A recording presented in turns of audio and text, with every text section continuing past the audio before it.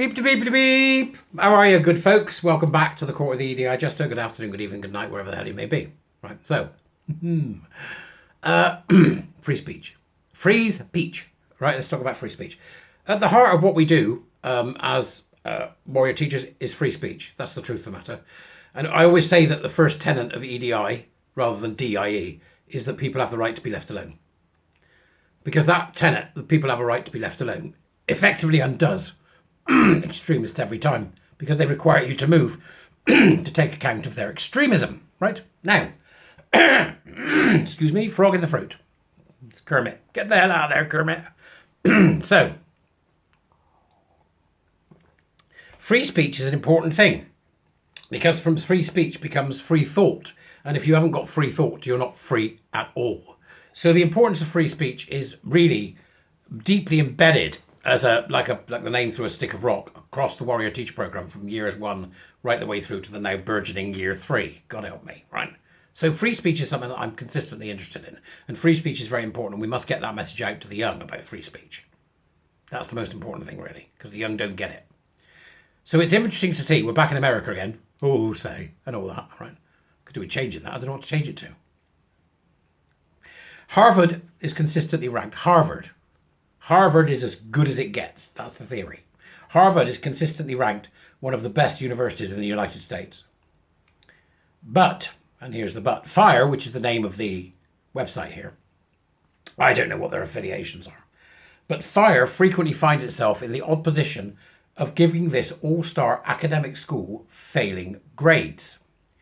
Simply put, Harvard has never performed well in FIRE's college free speech rankings. Now, this is interesting. FIRE produced these college free speech rankings in America that you can go and have a look at. There's a link in the Dubris, right, in the article, so you can go and have a look. And Harvard finished below 75% of the schools surveyed in each of the past 4 years. Now, Brendan O'Neill and the team over at Spiked Online used to do something very similar in the UK. It was kind of a traffic light thing, you know, red, amber, green, and it was really useful. And I do wish they'd bring it back. Are you listening, Brendan? Come on, let's get it back. You can do it. So it used to be that. Frank, give him a nudge. Frank Freddy, give him a nudge. Get him to do it. Right, let's get it going again so we can see the free speech rankings for each university. In 2020, Harvard ranked 46 out of 55.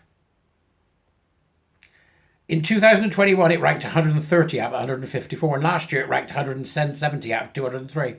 And this year, Harvard completed its downward spiral in dramatic fashion, coming in dead last with the worst ever 0.00 out of a possible 100. This earns it the notorious distinction of being the only school ranked this year with an abysmal speech climate, which begs the question in my mind. Are people passing? Are people going to Harvard and coming away with Harvard degrees? And if so, what are they like? And if so, how are they being? I've got, if Harvard is practicing equity, which we know it is from the, that gay woman nonsense where she couldn't say that calling for the death of Jews was a bad thing. It was insane, right? Gay, whatever her name is. They just shuffled her to one side and she carried on having her 900 grand bloody salary instead of doing what they should have done, which is fire her on the spot. How much are they practicing equity? How much are they equalising people in order for them to pass degrees? There's a story that we have in one of the handouts, the winning mindset warrior teacher program, which goes like this. There is a teacher at school who is with a bunch of young kids, 13, whatever it may be. Said, right, it's test time, because they have a test every Friday. And the kids say to her, we're sick of this. No, up with this we shall not put. No more shall we do your testing. And she said, what do you mean? What are you sick of? Well, the people that normally do well will always do well, and the people that don't do well won't do well, because, that's how it is. We think it's better if you would just class us all as one and then average the scores out so that we can see how we do as a class on the whole. All right? So the teacher, you want to do it that way? We'll do it this way. We'll do it that way from now. So Friday rolls around again, time for the test again, and the teacher goes, right, let's do the test, everybody, carry on, do your test. So an hour later, everybody's done their test, and the teacher marks them over the weekend and returns on the Monday and shows the kids the results and says, there you are, you all got a B minus. Well done, congratulations. So they all got very happy and very elated by that in kind of teenage ways. And all was rosy in the garden. The following Friday, it was a little bit different. So the teacher says, right, it's test time again. Are we still averaging the scores, miss? Oh, yes, Johnny. Right, okay, great, do your test. Hour later, test's all done. Teacher goes home. Glass Chardonnay, let's mark these. Comes in on the Monday morning. Here's your test results, kids. You all got D minus. What? What? Yeah, D minus. Let's try again harder on Friday. Do it again. Right, okay, do it again. Friday comes round. Test time. Right. Home. Chardonnay. Tick, tick. Red pen. Back in on Monday. Here's your test results. You all failed. What? You all failed. Why? Why did we all fail? Well, because those that usually did well because they tried hard stopped trying. And those that didn't want to do anything because they don't normally do anything didn't bother either. The imposition of equity, which is equality of outcome, attempting to get people to have the same outcomes, always has that effect. It has no other effect. It doesn't exist for any other reason. And Harvard, one of the greatest universities on the planet, didn't know it. Or they knew and they did it anyway because they wanted their ESG score, or they wanted their tick in the box for the American equivalent of Stonewall, or they wanted their tick in the box for the diversity section of their particular campus.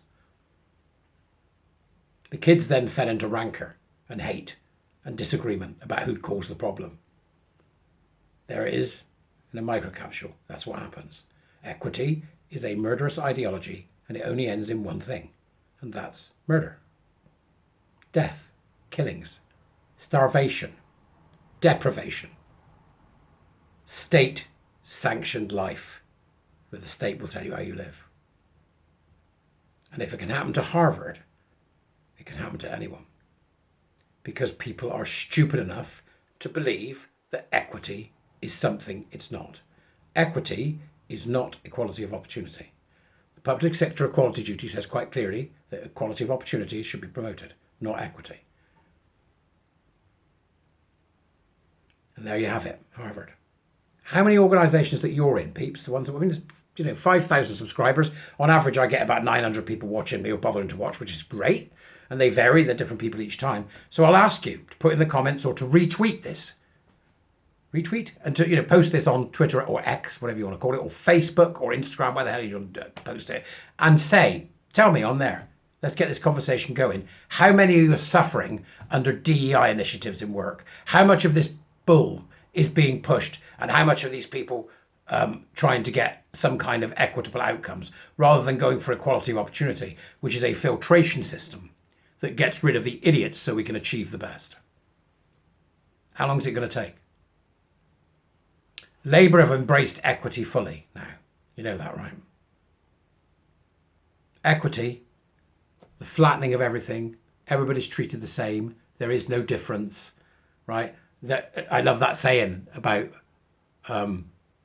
the communist regimes, in that they pay people to do no work. There's nothing to buy because nobody produces anything.